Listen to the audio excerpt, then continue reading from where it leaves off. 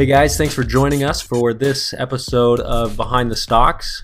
I'm here with Jesse Swedlund and Ben Prawer. I hope I pronounced that right. That's right. Got it. Okay, perfect. These guys are the two main people behind the movie Ty's List. And I'm just going to let them, first of all, give us a 30-second rundown of what is Ty's List. Okay, well, Ty's List is a documentary. We had a friend at Northwestern who passed away in a sailing accident last spring, and it was a tragedy back on campus, and we all had a really hard time dealing with it. But we found this list of awesome things that he wrote of his favorite things to do in his hometown of San Francisco. So the idea behind the documentary is we're sending 4 of his best friends from different walks of life, college, high school, out where he's working in Virginia for NASA, and a roommate. And we're sending them to San Francisco to basically do the list and kind of explore Ty's life philosophy.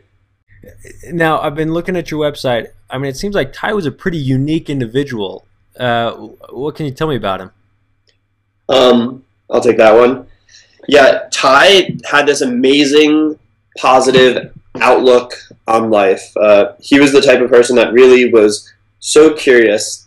Just to give you a couple examples, there are stories of him walking down the street in Evanston, where Northwestern is, and his junior year of college, and just taking a homeless person home and inviting him over for dinner. And he was also the kind of person that would become best friends with people he met sitting next to on airplanes. And I think you can get an idea of the type of person Ty was just by those stories. But he had this great way of connecting with people, and he was constantly curious, and really, up until the day he died, it seemed like he lived life to the fullest. Yeah, and there was this thing called shiny time that Ty's friends would call the extra time it would take to get somewhere when you're with Ty, because he was so spontaneous and would be distracted by things like go climb a tree or like go talk to somebody for a while. And, you know, you always had to add like 10 minutes of shiny time when you were with Ty, because you never knew what kind of the side adventures he would get into. Exactly. So were you guys roommates, or how did you meet Ty? So we're part of an organization on campus at Northwestern called Project Wildcat. It's a pre-orientation backpacking trip for freshmen. So we take them out in the woods for a week, the week before they get to school, and they get this really cool community of friends kind of before they get here. And Ty was a counselor for it. We're both counselors for it. It's a very tight-knit community on campus, and so we knew each other pretty well.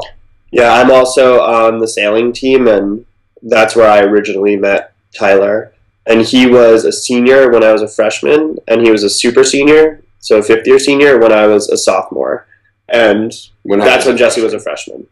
And even though he was a lot older than I was, like 4 years older, he was still able to connect with me and really make an impact on me, and was somebody who was really kind of the heart and soul of those two communities, P Wild and Sailing, that we're also a part of. So yeah, I would definitely say he was our friend, but also someone that we really looked up to as a role model. Definitely. You mentioned on the website that this is a story that people have been told before, people have heard before. What's going to be different about Ty's List? Yeah, so I think part of the difference is this is not meant to just be a tribute to Tyler. This is really, you know, looking into his life philosophy and the way he lived, which was really unique. You know, you hear the phrase live life to the fullest and stuff like that all the time. And so we're sort of exploring that cliche through Ty as a very unique individual. And we're hoping that, you know, these friends that we send to San Francisco are really going to try to emulate his life philosophy and get into adventures and talk to strangers and really, you know, a lot of people go through life with these blinders on, and they're on this track, and, you know, they are told to do certain things, and they really are concentrated and focused on, you know, what's right in front of them. But Tyler was somebody who really saw everything around him as a possibility, and everything had potential. And he was going to go out and just do whatever it was, you know, that moment called for. And so I think that's what we're really trying to explore here. And I think that's kind of why it's different. Have you already picked the 4 people to go out there? Yeah, we have, and we're really excited about it. We got a pretty diverse group. I'll go through them now. There's this wonderful girl named Becky Chan who met Ty in high school. They actually went to science camp together over the summer, and Becky took Tyler to prom. And after high school, they kept in touch through handwritten letters, and they were pretty much pen pals. Then we have Cornelia. Cornelia was working with Tyler at NASA, and she was actually the last person Tyler saw before he passed away. They were on the boat together, and when the boat capsized, they were both drifted, separated from the group, and they really stuck together, and they have a very special relationship. And then we have Steve. Steve also lives in Hampton, Virginia, where Ty and Cornelia were working, but they don't know each other. And Steve is a 51-year-old paramedic that Tyler rented a room from in his condo.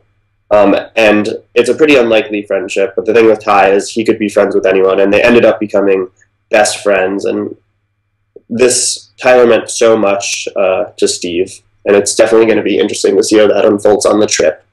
And lastly, we have Dougie. Doug was Ty's best friend in college.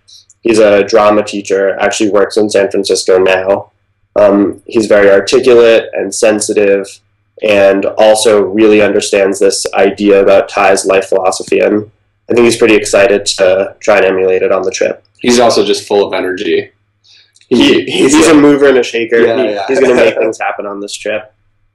Cool. Do you, I know this isn't the point of the movie at all, but do you guys foresee any Survivor, vote somebody off the island type headbutting stuff? We are hoping that there's going to be a lot of emotions and, definitely some conflict going on. The goal isn't just to have this completely happy-go-lucky trip. I mean, there's sort of a heaviness behind it. And I think they are going to have a lot of fun, and I think it's going to be a real adventure. But, there may be points of contention, where some people want to do one thing and the others, where they're going to have to make a decision. But hopefully that's kind of all part of the drama that'll unfold. Sure. Now, Jesse, you're the director, correct? Correct, yeah. Is this your first piece? So I have done a lot of film work here at school. I've had to direct a lot of my own projects and things like this for classes. This is my first independent piece, where I'm kind of going outside of the curriculum and doing my own thing. I have worked on a lot of student films, and like I said, I've directed a couple other things, but this is kind of my first big endeavor. Very cool. And Ben, you're the producer. I am. What's your background? How did you... So I'm a communication studies major, and over the past couple of years, I've really taken an interest into the entertainment industry and film. And last summer, I worked for Creative Artists Agency, which is a talent agency in Los Angeles. And that's where I was really inspired to take on a project like this. But I've worked on student films before, and it's just something that I'm really interested in. And I think for me and Jesse, it definitely feels natural and feels like what we're supposed to be doing, and I think we're pretty good at it. Yeah, and also I think, although I'm director and he's producer, which are pretty distinct roles, we've really, through this project, kind of gone back and forth and done things in each of the roles, and Ben's been able to take on some more creative aspects sometimes, and I'm able to kind of get on the business side sometimes, which is really cool because I think we both learned a ton from this experience so far, and we're going to learn a lot more as it goes on. And you guys have a whole team working on this, correct? I saw creative producers, web development, that type of thing. Yeah, we've gotten a lot of support from our friends and people who are just really interested in the idea behind the project. A lot of the people working on the project didn't know Tyler, and they're just passionate about the cause, which is really exciting. But yeah, we have people working on websites. We've got a creative director who really helps with our branding and design. We have a fundraising chair, and the group keeps growing. Cool. Very cool. Okay, so this thing absolutely explodes. It takes off. Are you planning on distributing it online, or are you looking for distribution? How are you planning to do that? So we're definitely going to be entering it into film festivals.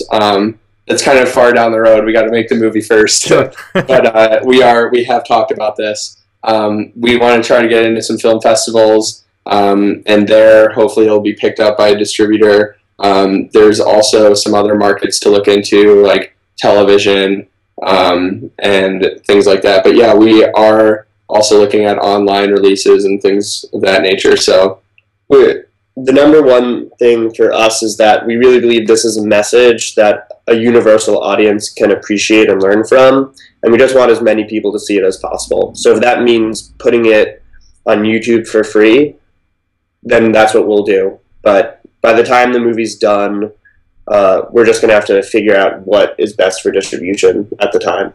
Definitely. Sure. All right, so we fast forward. It goes crazy. Everybody in the world has seen it 3 times. What's next for you guys? Well, I think the answer lies at the end of this documentary. I'm a film student, so I definitely am very passionate and interested in pursuing documentary or something. I also love the outdoors, so maybe something with Discovery Channel or National Geographic or something like that, but that's kind of where my passions lie. This is just such a immediate focus for me. It's hard for me to think too far ahead. And also I've changed so much as a person just by working on this documentary and learning more about myself. So it's hard to say, but I think I'd like to do something in the entertainment industry, either talent management, maybe go to film graduate school. We'll see. Very cool. Guys, thanks again for taking the time. If somebody wants to get involved with either one of you two or Ty's List, they can, of course, buy stocks on the FSA stock exchange. You guys get a piece of that. What else can they do? Well, we have a website at tyslist-themovie.com, and there you can learn all about the film and watch our trailer and learn more about us. And we also have a Kickstarter campaign running right now. We actually just hit our goal of $12,000, which is awesome, but that's only part of our budget, and so we're looking to be overfunded and really raise as much money from that as possible. Yeah, we've set a new goal for $20,000, and we're really hoping we meet it because we definitely need the money. And also, if anyone wants to get involved in another capacity, we're always available by email, and we're open to ideas. Yeah, and you can find our emails on the website, on the Ty's List website. So perfect. All right, guys, thanks again for sitting down with me, and hope this takes off for you. Yeah, thanks so much.